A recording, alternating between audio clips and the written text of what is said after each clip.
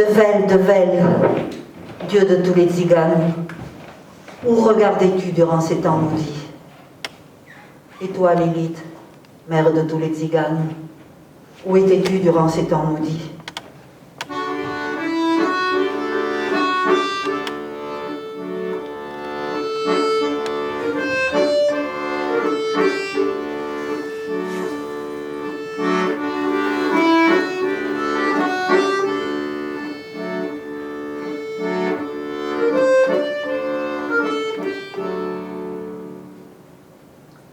Il pleut doucement sur le camp de concentration.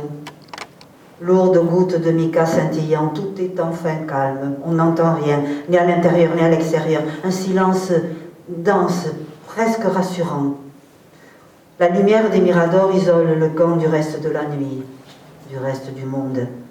Les baraques sont éclairées à intervalles réguliers par ce faisceau de lumière crue, large, fouineur, mouchard.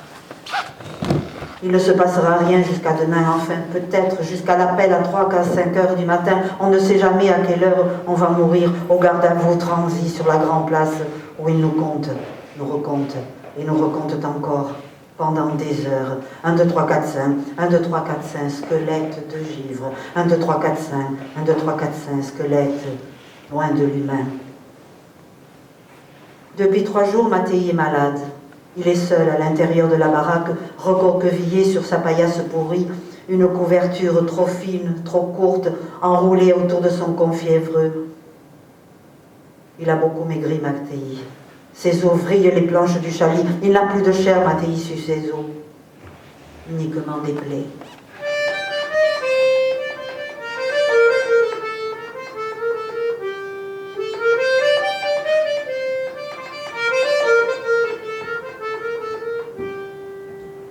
Mattei a 19 ans à peine.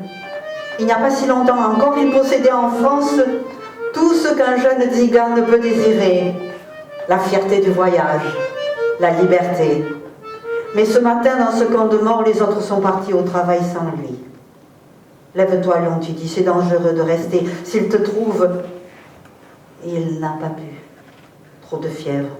Une fièvre qui lui plombe les paupières, qui l'empêche de revoir le visage de Samouraïka et le sourire du petit.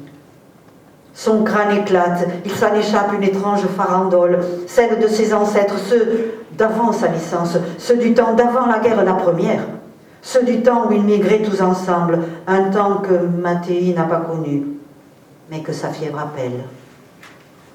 Elle appelle Lolia, son père, qui est parti de sa lointaine Russie avec tout le clan, effrayé par les tracasseries et les guerres. Alors Lolia raconte à la fièvre de Mattei comment, se mêlent devant, ils ont traversé une dizaine de pays avec d'autres Roms Calderaches, des chaudronniers comme eux. Lolia raconte à la fièvre de Mattei comment, expulsés de pays en pays, ils ont repoussé les frontières et ont enfin échoué près de Barcelone, au doux pays d'Espagne. Lolia raconte à la fièvre de Mattei comment le vieux Iono, le grand-père de Mattei, un homme pourtant grand et fort, admiré de tous au début du voyage, est mort d'épuisement à leur arrivée sur cette terre nouvelle, inconnue, troublante et chaude, où les étoffes des femmes sont aussi colorées, aussi chatoyantes que celles des femmes romagnas. Et puis Lolia raconte comment, quelques saisons plus tard, leurs semelles se sont posées en France et comment il a dit « Ça y est, c'est ici chez nous ».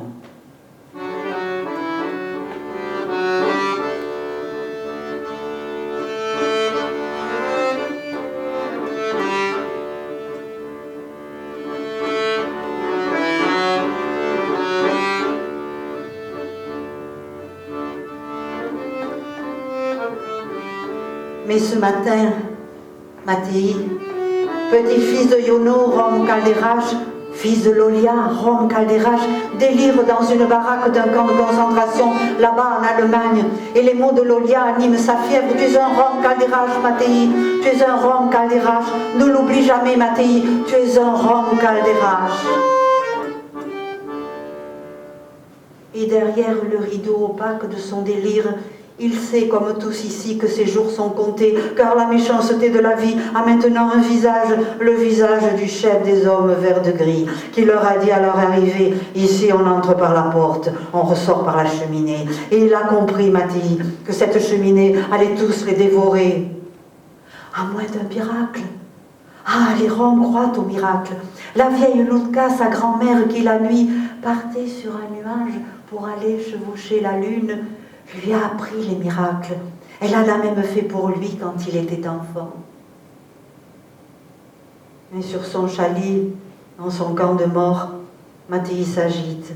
Il a froid de fièvre sous sa couverture, toujours trop fine, toujours trop courte. Sa tête suspendue dans ce ciel de suie et paille pourrie repose sur un sac souple qu'il a confectionné lui-même avec des morceaux de tissu qu'il a chapardés à l'atelier du camp où il trie des vêtements, confisqués à des juifs, paraît-il.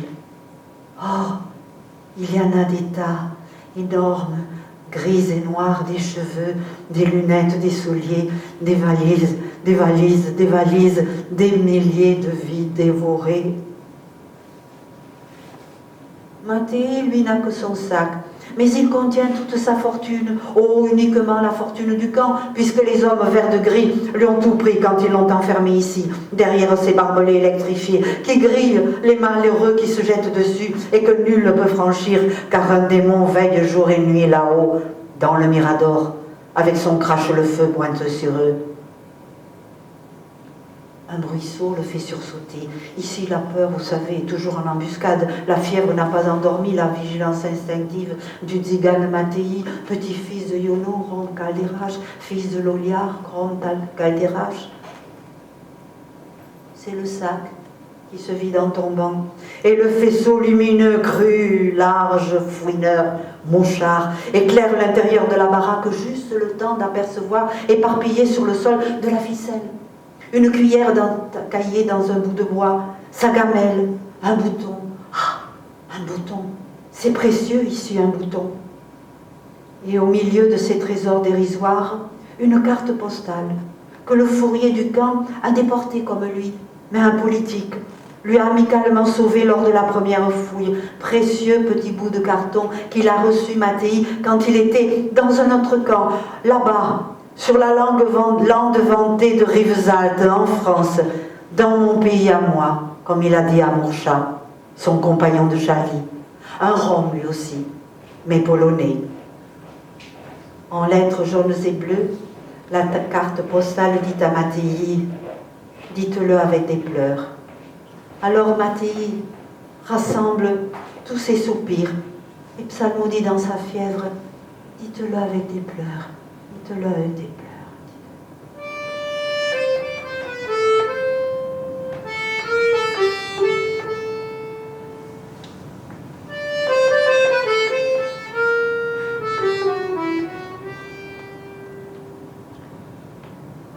Mais Mattei, lui, c'est lire et écrire.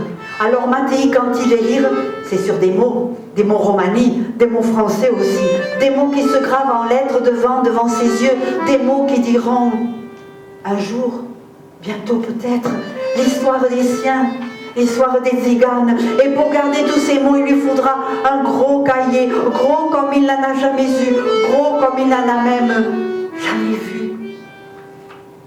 Alors il dira Yono, il dira la Russie, la migration vers l'Espagne, il dira la France, il dira Lolia, son père, il dira la Poleskine, sa mère, qu'il n'a pas connue. Elle est morte si jeune.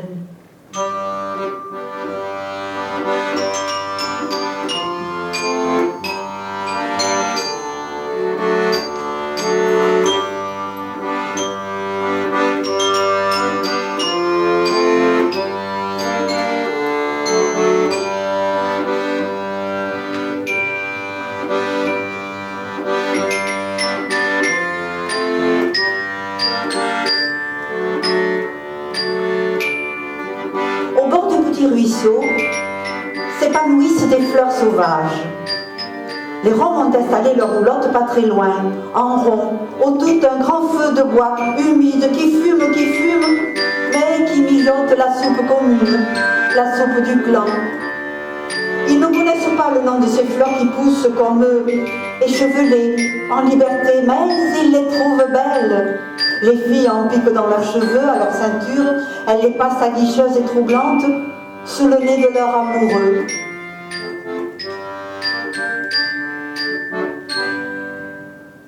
Elle, la petite, elle a 10 ans à peine. Elle n'est jamais allée à l'école, alors le nom des fleurs en français. Elle les appelle toutes mes Louloudji à moi.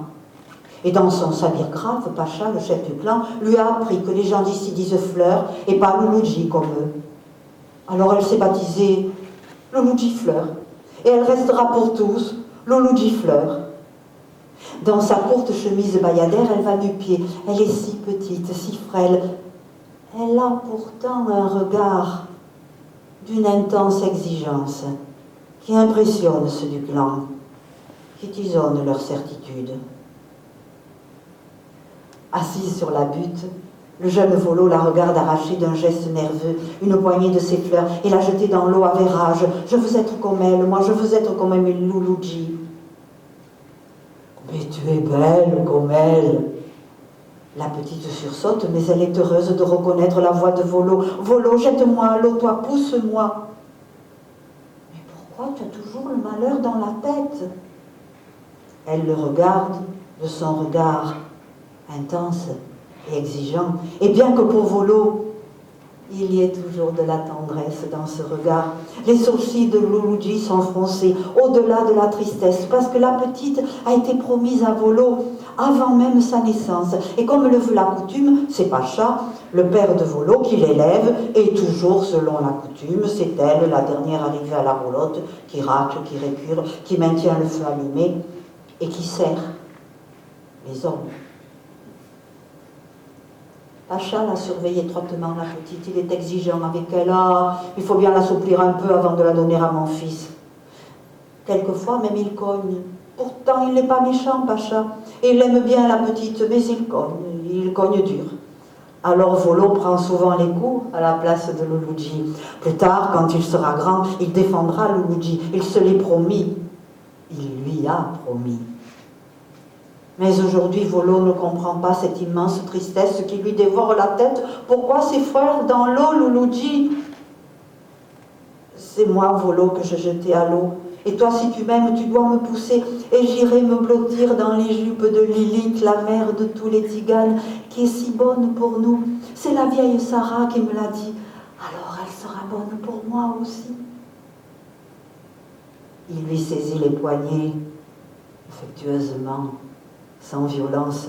Ah, trop de folie, Louloudji, trop de folie dans cette tête. Elle fait l'amour avec son regard singulier, et puis elle remonte le chemin en suivant son gentil compagnon, son Volo. Et ils quittent le ruisseau, main dans la main, amoureux. Ils ne le savent pas encore.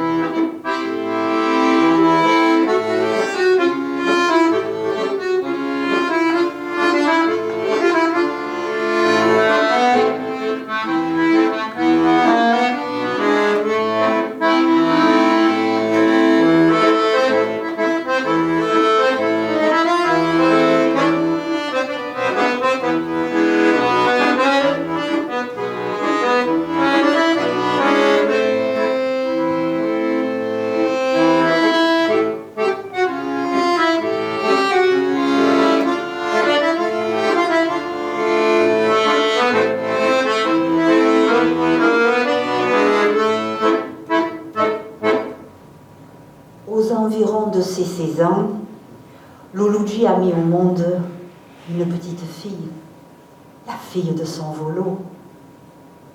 Mais l'arrivée des Allemands en France a dispersé toute la famille de Pacha, l'exode, les arrestations, les camps d'internement. Volo, Louloudji et le bébé sont parmi les premiers nomades arrêtés par les gendarmes français. Ah, ces gendarmes, ces hommes qui ont inventé la machine à nous tracasser. Ils ont dressé une couronne d'agressivité autour de nous. Ils nous ont traités de sales racailles en nous demandant nos papiers. Allez, videz vos boîtes à punaises. Mais nous sommes Français, a protesté Volo. Nous avons notre gros carnet, Oupé sur l'île, il est en règle, regardez bien, monsieur le gendarme, il ne manque pas un seul tampon.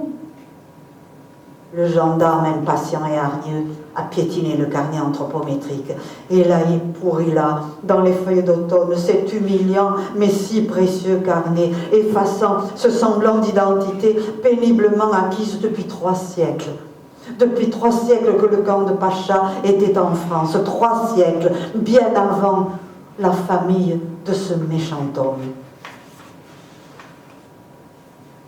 Volo, Lulucci, la petite, seront déportés dans les camps nazis. Ils ont chargé leurs wagons jusqu'à ce qu'ils plient sur les bogies. Nous avons entendu nos enfants gémir, trop affamés pour dormir, trop effrayés pour rêver. Personne ne reverra Volo, même après la guerre. Même après des mois d'espoir, même après des années d'attente, même après 1000 prières faites à Devel qui avaient détourné la tête. Lulucci, séparée de Volo, a été déportée avec d'autres femmes romagnas. Elle a travaillé comme esclave dans les camps nazis. Esclave, ses ancêtres l'étaient déjà en Moldavie, Valachie.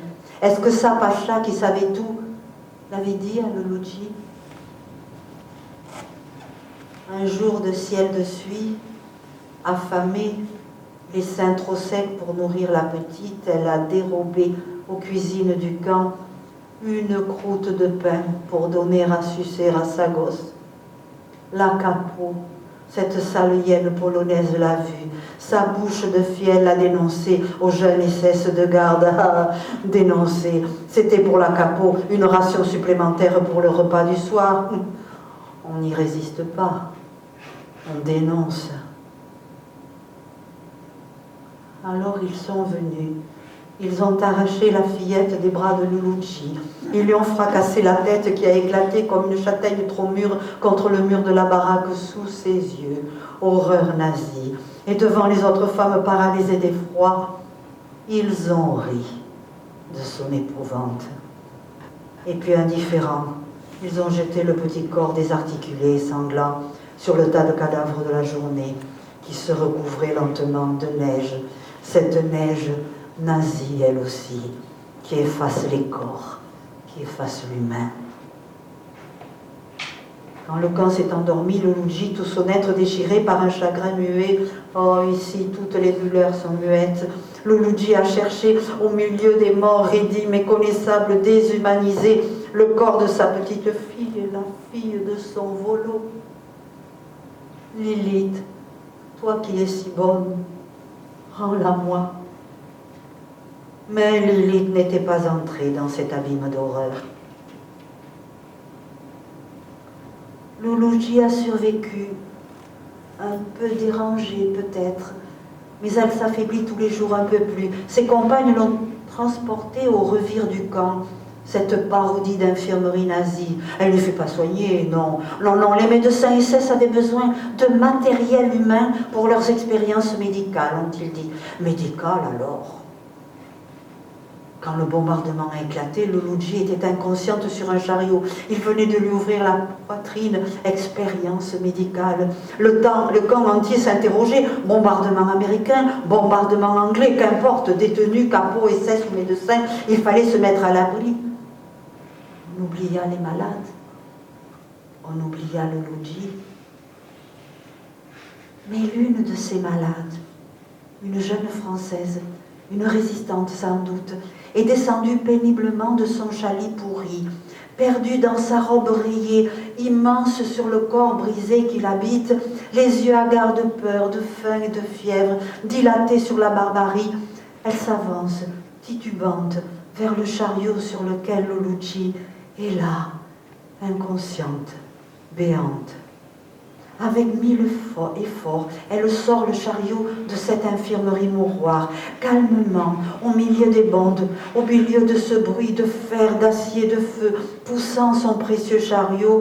Les autres détenus l'ont vu se diriger vers le petit bois tout proche, vers le salut, peut-être.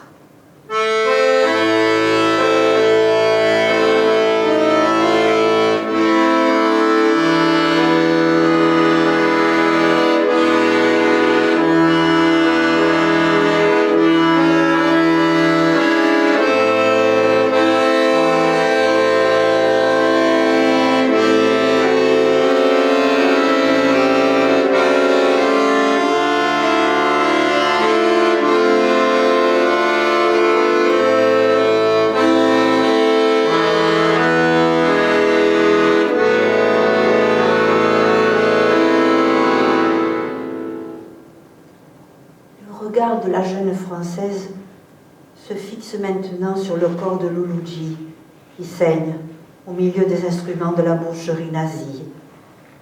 C'est un regard déterminé, intense, exigeant, indifférente à ce qui l'entoure. Toute faible qu'elle est, elle fait glisser à bas du chariot le corps inerte de Luluji, le traîne péniblement par à-coups jusqu'au ruisseau.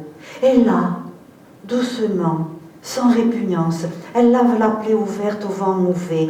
Elle chantonne, oui elle chantonne, on dirait même qu'elle sourit. Elle paraît si calme, si sûre d'elle, que ses gestes deviennent, pour les compagnes qui les regardent médusées et tremblantes, que les gestes deviennent une évidence.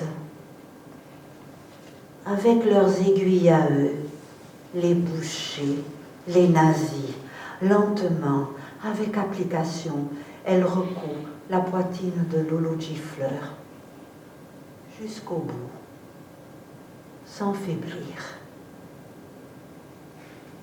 Elle peut maintenant perdre connaissance dans ce camp de mort où elle vient de sauver une vie.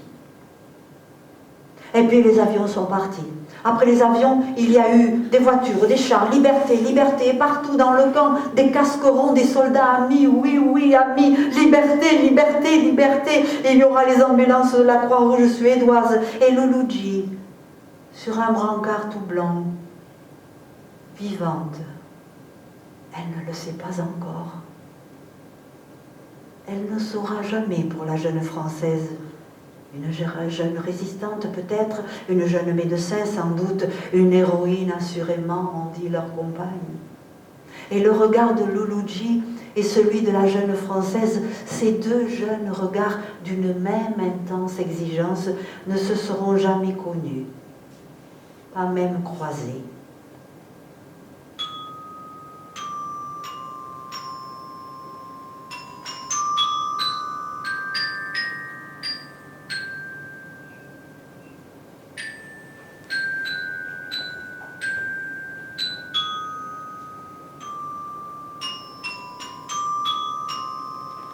Quant à l'hôpital en Suède, on lui demandera son nom. C'est en langue romanie que Luluji va répondre « Mais Biziovable Logi ». Comme personne ne la comprend, elle se désigne vivement du doigt et dit en français, avec son regard si particulier, « Je m'appelle Fleur, moi. Je m'appelle Luluji Fleur. »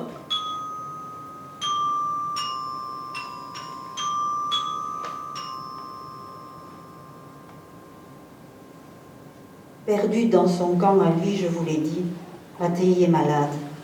Dans sa baroque, il y a des tziganes comme lui, mais de différents pays. La longue journée terminée, ils reviennent du travail harassés, affamés, transis jusque dans leur tête, à peine humains. Leur arrivée a effacé tous les mots que Mattei avait écrits sur sa fièvre. En silence, un à un, ils regagnent leur paillasse pourrie. Enfin, pas tous. Et pour se protéger du froid, ils se blottissent à 2, 3, 4, sous la couverture toujours trop fine, toujours trop courte. Mattei demande faiblement « Combien sont morts encore aujourd'hui ?»« Ah, trop, trop, répond Mourcha en rogne. Mourcha est toujours en rogne. Mais Mattei l'aime bien. C'est un compagnon solide, amical, partageux. Au moment où nous allions avoir un peu à manger et à boire, ce fou de colonel SS nous a jetés dehors. Il voulait qu'une de nos femmes danse nue devant lui. Nue, tu te rends compte ? Tu la connais, cette femme? Non, je ne l'avais jamais vue. Dans les 30 ans, très belle d'ailleurs. Racli, qu'elle s'appelle. Racli. Mon chat n'a pas 30 ans, lui non plus. Il est beau, mon chat. Si beau que hier soir, le peintre Boris l'a dessiné sur un morceau de sac de ciment barboté à la vue du capot qui les fait travailler. Il a ri, mon chat, en se voyant sur ce papier qui n'est même pas carré comme les aiment d'habitude les gadgets. Alors, devant les autres, il a caché sa gêne en faisant sauter sa belle gueule de papier à coups de pitchonnette pour qu'elle reste longtemps en l'air. Vas-y, mon chat, vas-y, encore, encore, bravo, mon chat. Mathilde lui a dit, tu sais qu'à Paris, Boris qui t'a dessiné, c'est l'ami de Picasso. Picasso, c'est pas un rond celui-là. Parce que mon chat, contrairement à Mattei, ne sait lire ni écrire. Alors Picasso. Mais pour la fanfaronne, il s'y connaît. Il répète à qui veut l'entendre, mon père est le rhum le plus riche de toute la Pologne.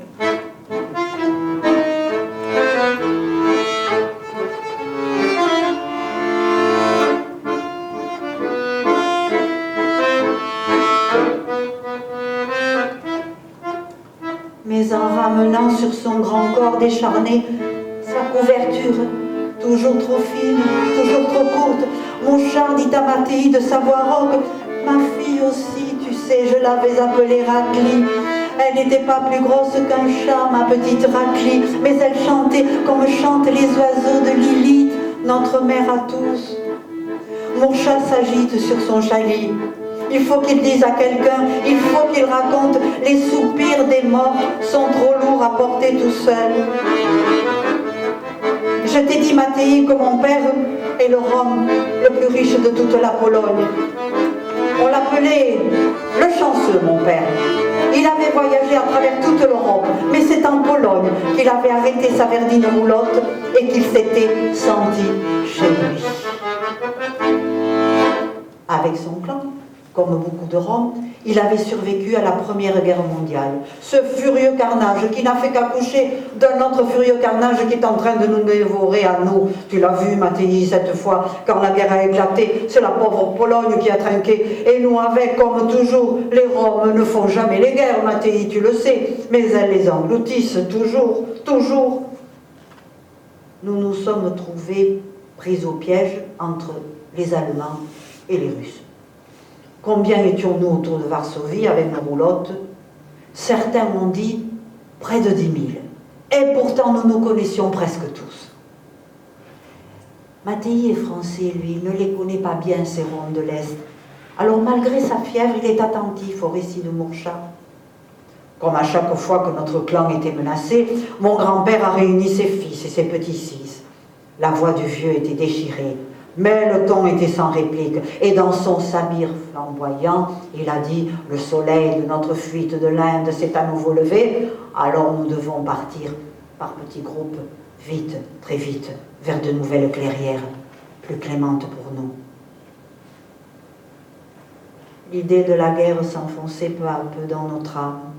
Alors, avec des feuilles humides, on a éteint la danse échevelée des flammes du foyer, et on s'est séparés, et d'ornière en ornière, on s'est éloigné de Varsovie. Mais après quelques kilomètres de terre écrasés sous les roues, les soldats verts de gris nous ont arrêtés, ils nous ont arrachés à nos roulottes, et avec un petit baluchon à l'épaule, ils nous ont ramenés à pied vers la ville, à coups de fusil dans les reins, les crocs des chiens dans les mollets. Alors, un ciel de plomb s'est abattu sur nous. Les jupons de laine des femmes s'alourdissaient dans la boue.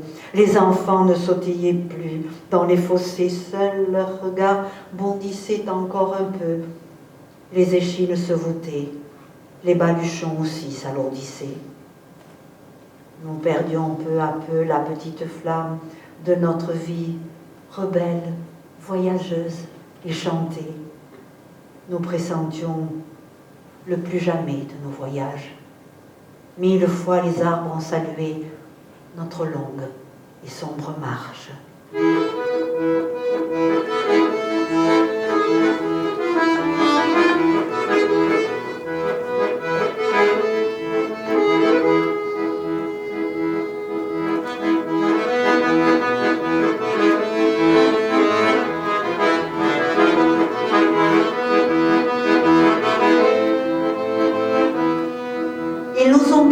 dans un quartier que tout le monde appelait le ghetto.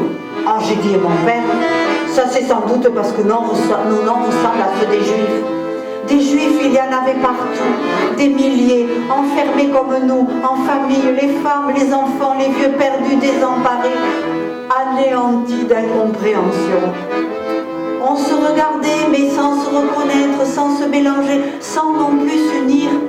Qui aurait été assez faux pour cracher, même ensemble, au visage des puissants, puisque Devel lui-même nous avait abandonnés.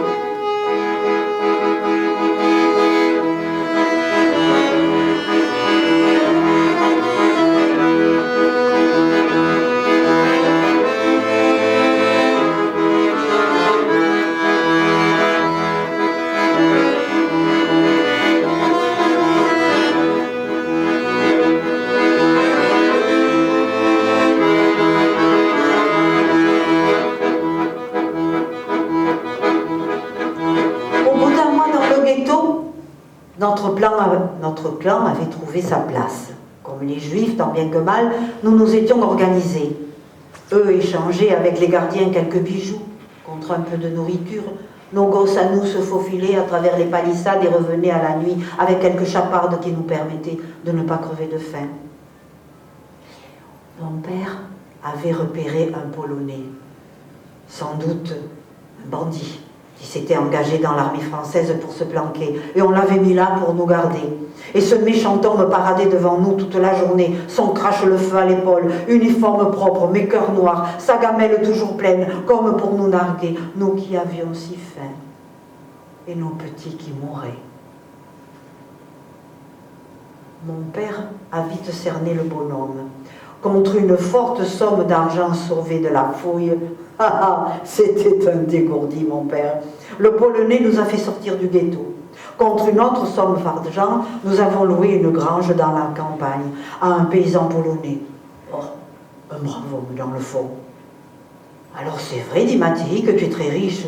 Je t'ai dit, les Roms les plus riches de toute la Pologne. Enfin, le fait est que ce paysan nous a donné du travail. Là, les yeux de Mourcha prennent la couleur des lacs troubles.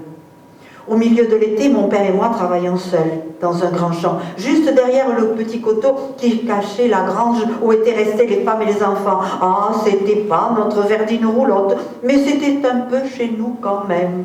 Le travail de la terre était très dur, mais je vais te dire, Mattei, on aurait pu croire que la guerre était finie, tellement tout était calme.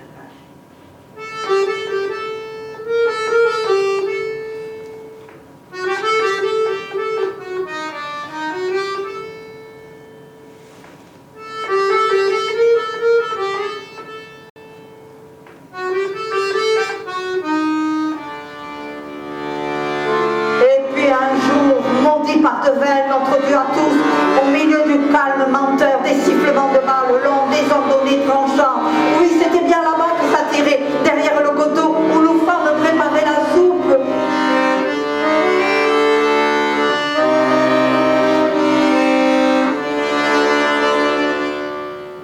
Les soldats sont arrivés, armés, menaçants, verts de gris, verts de fer, verts de haine. Les gosses et les jeunes filles effrayées couraient dans tous les sens, essayaient de se cacher, de se blottir les uns contre les autres. Pauvres petits tas de chiffons multicolores. Mais c'est à ma femme que le chef s'est adressé, souriant mais tellement arrogant. Toi, la Tzigana, viens me dire la bonne aventure. Rassurée par cette demande pour elle familière, ma femme s'essuie les mains sur son tablier, s'efforce de garder son calme, essaie elle aussi de sourire.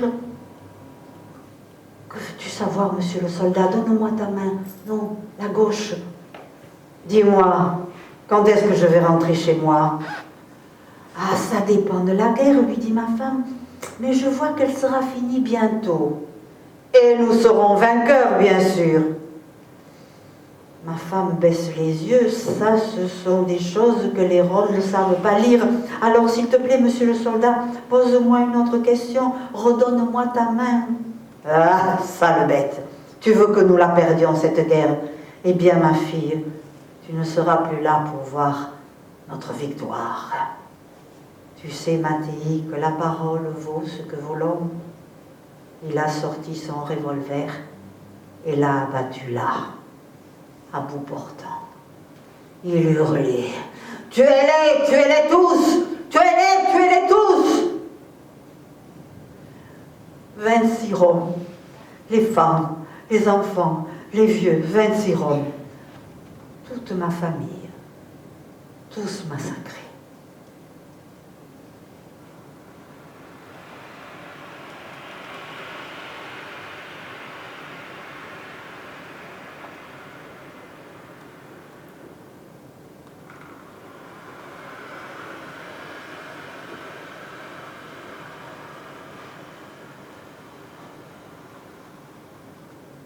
Sur la route, une petite fille revenait vers la grange.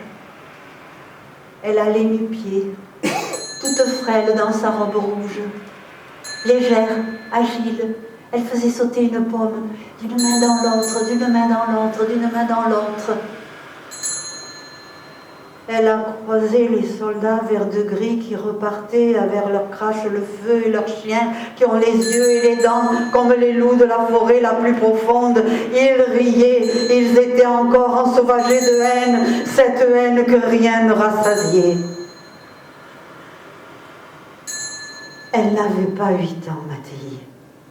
C'était Raclée. Ma petite Raclée, pas plus grosse qu'un chat, mais qui chantait comme chantent les oiseaux de Lilith, notre mère à tous. Mais où étais-tu, Lilith, ce jour-là?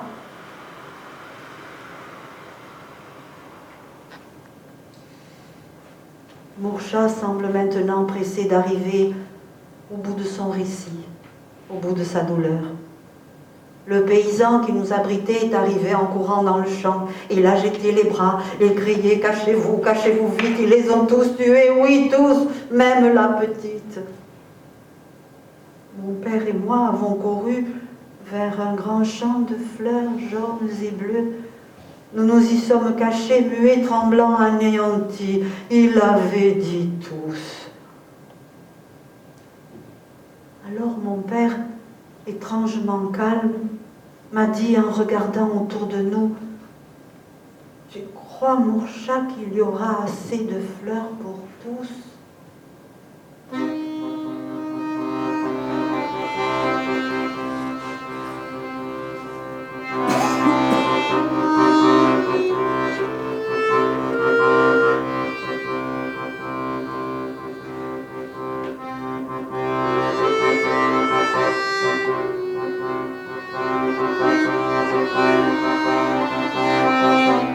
Et c'est en suivant sa trace dans ce grand champ de fleurs jaunes et bleues que je l'ai vu s'écrouler.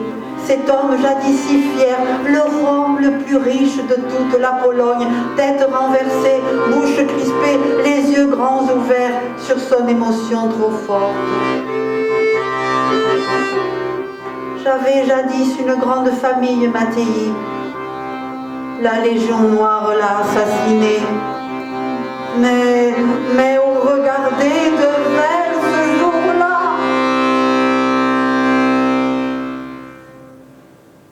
Sous leur couverture, toujours trop fine, toujours trop courte, Mourcha et Mattei partagent maintenant un même silence douloureux, mais délesté de toute foi. Et puis, des cris, des hurlements, des tirs, les font sursauter, les ramènent à leur camp de mort. Dehors, les gardiens tirent sur tout ce qui bouge. Les Roms se bousculent pour s'abriter dans la baraque. C'est la danseuse.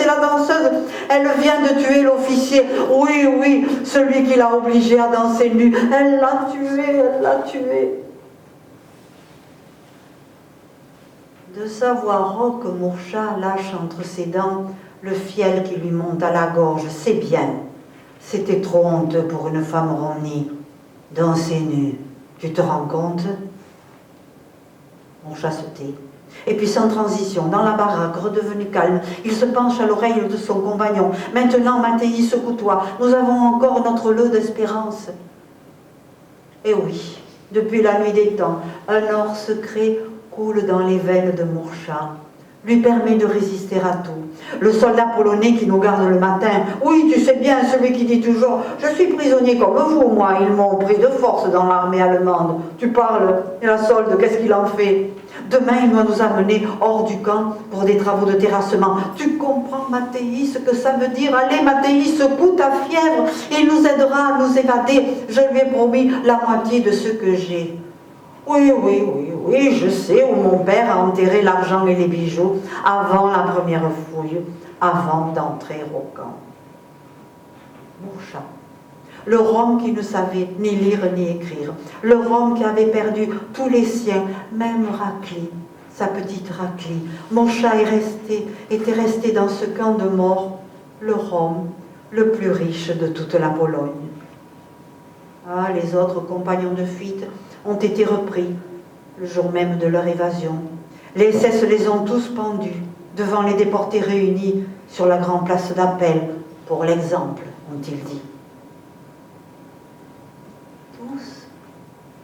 Tous, sauf Mourcha et Mattei, parce que Mourcha, le partageux, avec beaucoup d'argent et beaucoup d'amitié, a sauvé Mattei.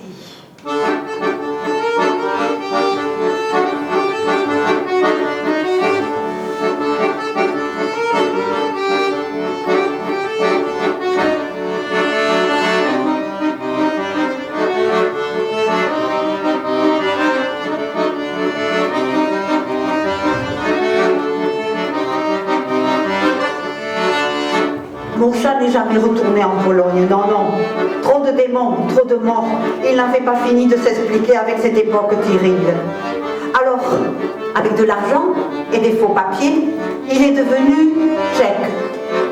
Avec de l'argent et des faux papiers, il est devenu suédois. Avec de l'argent et des faux papiers, il est venu en France, le pays de Mattei.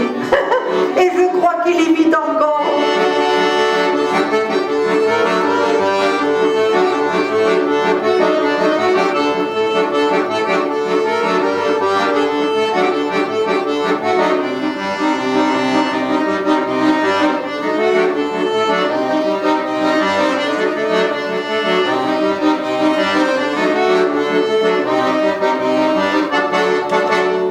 À travers la guerre et les bombardements, Mattei lui aussi est revenu clandestinement en France, dans son pays.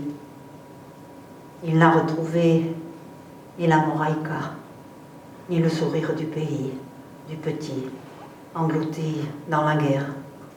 Les gendarmes avaient brûlé la roulotte, ils avaient gardé les chevaux. Mattei n'avait plus rien, ni personne. Alors il a pris un grand sac et des outils de chaudronnier. Il était Rome Calderache, Mattei. Et il est parti sur les routes de France, vers les communes, sur les places. Dans la journée, les paysans le voyaient installer sa forge de fortune. Ils le regardaient travailler, un peu méfiant. Oh, Mattei ne s'en formalisait pas. Les Tziganes ont l'habitude. Et puis, il savait que ces gadgets avaient besoin de lui et qu'ils lui confieraient, malgré tout, leurs outils, leurs sortes de chaluts, et les femmes, leurs casseroles et leurs marmites. Mattei les réparait, les rétamait. Il en fabriquait même. Il travaillait bien, Mattei. Il était Rome Calderache, Mattei, petit-fils de Iono, Rome Calderache, fils de Lolia, Rome Calderache. Le soir, il couchait dans les granges, sur la paille. Il ne se plaignait jamais. C'était toujours mieux que là-bas, près de la cheminée du camp, la terrible ogresse. Il avait retrouvé son pays. Il était presque libre, Mattei, mais pas tout à fait quand même. Alors, à l'été 44, il a posé son enclume et a rejoint Paris. Et avec les Parisiens, il a dépavé les rues, coupé les arbres, renversé des charrettes, entassé des sacs de sable, monté des barricades.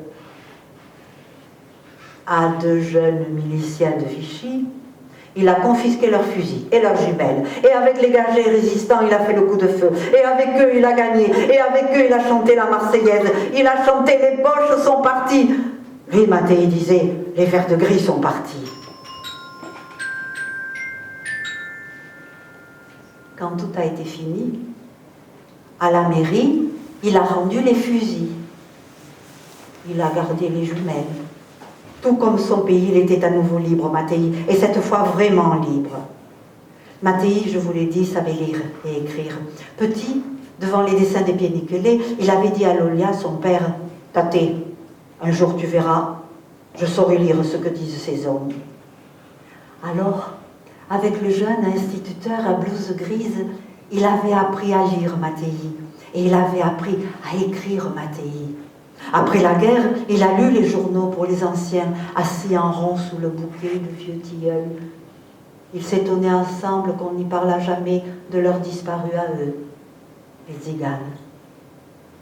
Alors Mattei a écrit une grande lettre à un grand journal. Et pour la première fois, une des rares fois, c'est d'eux, les tziganes dont on a parlé, un long article signé des frères Tarot. Deux messieurs de l'Académie française, c'est pas rien, a-t-il expliqué à ceux du clan.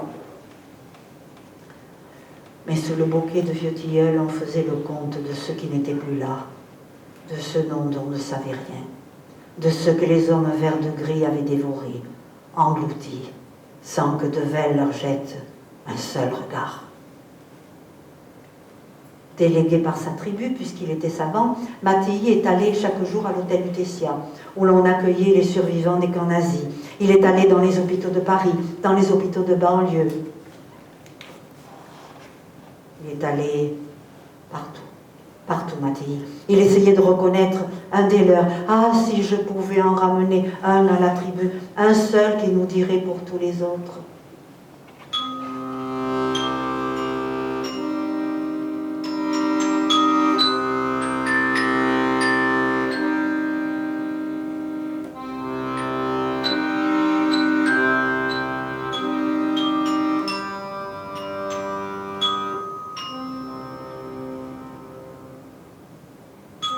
C'est Luluji qui l'a reconnu parmi tous ces malades.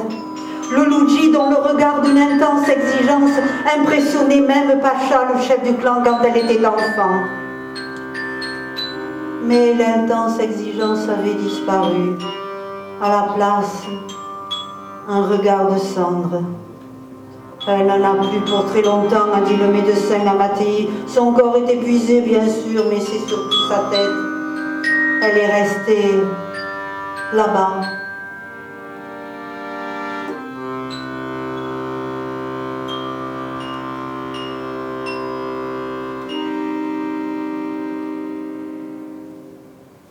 Alors, Mattei s'est occupé de Luluji, bien, avec patience, comme l'avait recommandé le médecin.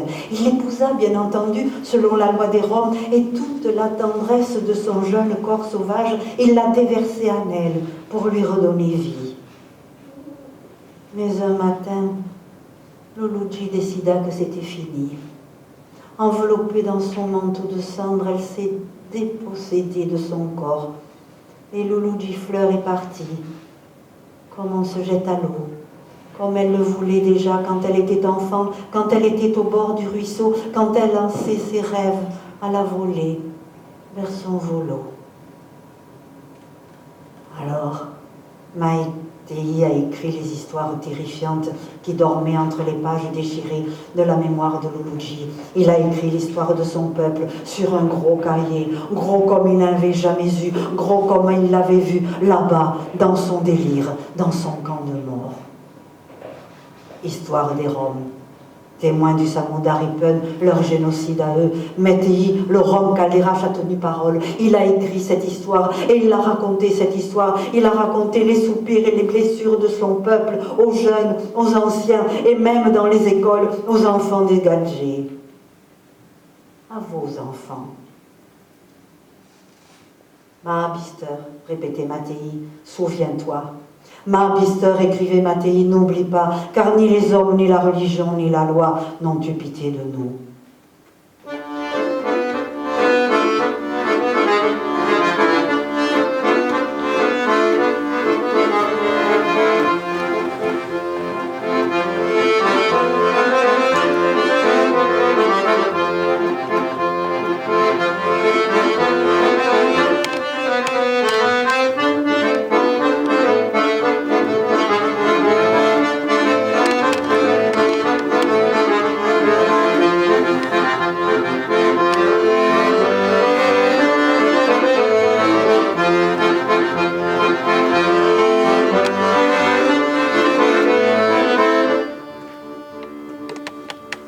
Une ancienne coutume des Roms de Moldavie-Valachie veut que lors du décès d'un proche, la famille désigne quelqu'un, le plus digne bien sûr, pour tenir pendant 1 an la place du défunt.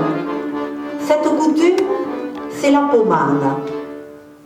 Au XIXe siècle, quand les Roms de Moldavie-Valachie, la Roumanie d'aujourd'hui, ont été libérés de l'esclavage, quand les roues des roulottes ont retrouvé la fierté du voyage, la pomane s'est répandue dans tout le monde tzigane. Aujourd'hui, Matei a rejoint Iono, Lolia, Pacha, Volo, Loluji et toutes celles et ceux de cette histoire qui, vous le savez, ne fait toujours pas histoire. Alors n'est-il pas temps pour nous tous de pratiquer à notre tour la pomane et de dire comme le faisait Matei, Ma Mister Roma, souviens-toi des Roms, Ma Mister Roma, n'oublie pas les Roms.